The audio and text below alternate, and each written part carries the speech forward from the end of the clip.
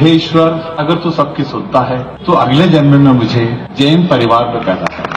हमारे 10 गुरु हुए, उसमें से एक गुरु गोविंद सिंह जी हुए, जिनके 4 बच्चे हुए। 4 बच्चों में से 2 बच्चों को दीवार चुनवा दिया गया और 2 बच्चों को युद्ध के अंदर मार दिया गया। जिन 2 बच्चों को दीवार में चुनवा दिया गया था, उनको जब ये परमिशन मांगी गई कि इनका दाह संस्कार करने के लिए हमको जमीन दी जाए, उस समय के जो आक्रांता थे, जितनी जमीन चाहिए उतनी आप मोहरें बिछा दीजिए और उतनी जमीन हमसे ले लीजिए।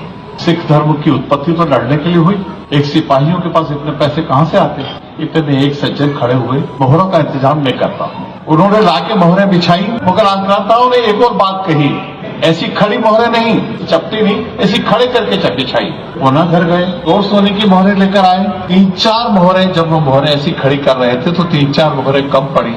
तो उनके एक छोटे से बालक ने आकर अपनी गुल्लक का एक पेटी ला करके दी कि पापा, आपने कई बार हमको सोने की मोहरें दी हैं, इसके अंदर भी कुछ है, आप इसको लेकर बिछा दीजिए और अपना जो संकल्प है उसको पूरा कर दीजिए। पंडित तोडरमल जी ने ये जमीन ये जैन समाज से संपर्क रखते थे और उस दिन के बाद मस्तक हो मैं जैन समाज के सामने सुरेंद्र सिंह अनुराई घोषणा करता हूं कि जैन समाज को अगर एक जगह सा भी संकट कहीं भी पैदा होगा तो उज्जैन का सिख समाज आपके लिए एक एक बूंद, एक एक खून की बूंद, जब तक ये सूरज और चांद रहेंगे, जैन समाज का ये एहसान सिख समाज कभी नहीं भूल सकता।